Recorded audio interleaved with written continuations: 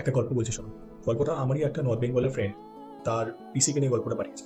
শোনো, সে লিখছে, একদিন আমার পিসি তার ছোট ছেলে বাবানকে নিয়ে যখন স্কুল থেকে ফিরছিল, তখন বাবান স্কুলের ঠিক উল্টো দিকের দোকানটাতে একটা নীল রঙের জামা দেয়।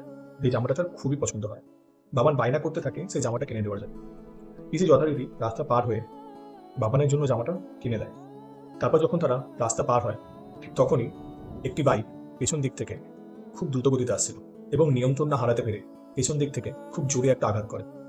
মানুষজন ছোটাছুটি করছিল, চিৎকার করছিল, কিন্তু আমার পিসির পৃথিবীটা থেমে গেছিল হাসপাতালের সেই সাদা চাদরের সামনে দাঁড়িয়ে।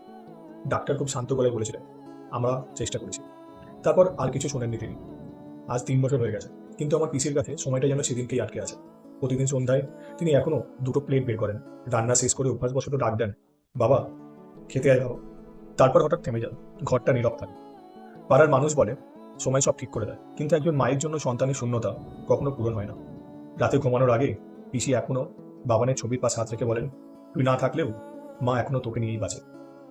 জান্নার বাইরে বৃষ্টি পড়ে, আর ভেতরে একটা মায়ের না শুকানো কান্না নীরবে করে। সন্তানকে হারিয়েও মা তাকে খুঁজে বেড়ায় তার স্মৃতির ফিরে, কারণ মার ভালোবাসার এই পৃথিবীতে কখনো মৃত্যু হয় না।